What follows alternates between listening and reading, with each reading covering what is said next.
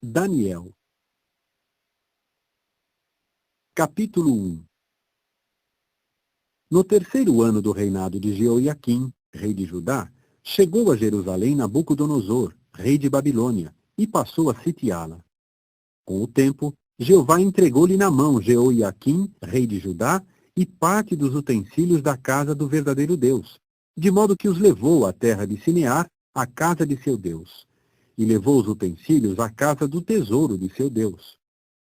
O rei disse então a Aspenaz, seu principal oficial da corte, que trouxesse alguns dos filhos de Israel, e da descendência real, e dos nobres, mancebos em que não houvesse nenhum defeito, mas que fossem de boa aparência, e que tivessem perspicácia em toda a sabedoria, e que estivessem familiarizados com o conhecimento, e que tivessem discernimento daquilo que se sabe, em que houvesse também a capacidade de estar de pé no palácio do rei, e que se lhes ensinasse a escrita e a língua dos caldeus.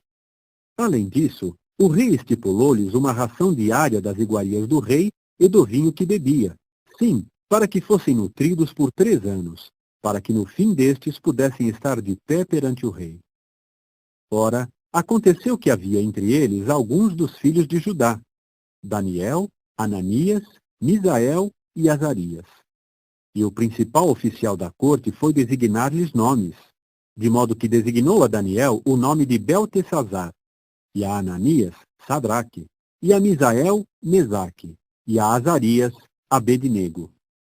Mas Daniel decidiu no coração não se poluir com as iguarias do rei e com o vinho que bebia. E ele persistiu em solicitar do principal oficial da corte que lhe permitisse não se poluir.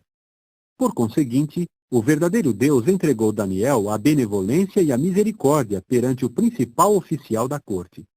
De modo que o principal oficial da corte disse a Daniel: Temo meu senhor, o rei, que estipulou vosso alimento e vossa bebida.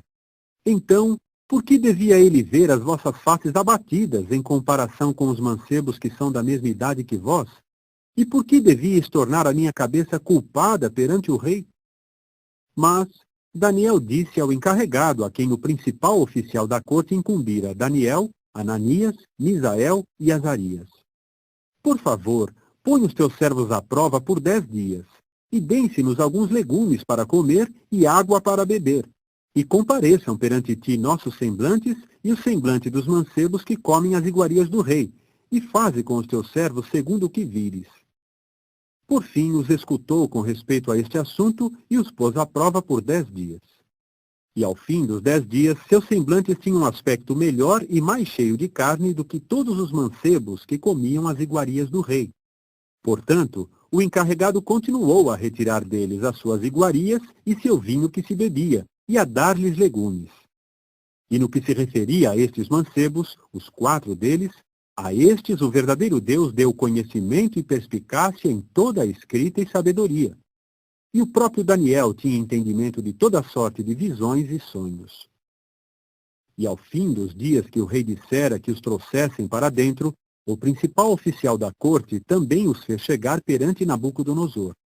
E o rei começou a falar com eles, e dentre todos eles não se achou nenhum igual a Daniel, Ananias, Misael e Azarias. E eles continuaram de pé perante o rei. E quanto a todo o assunto de sabedoria e de compreensão sobre que o rei os consultou, ele até chegou a achá-los 10 vezes melhores do que todos os sacerdotes magos e os conjuradores que havia em todo o seu domínio real. E Daniel continuou até o 1º ano de Ciro, o rei.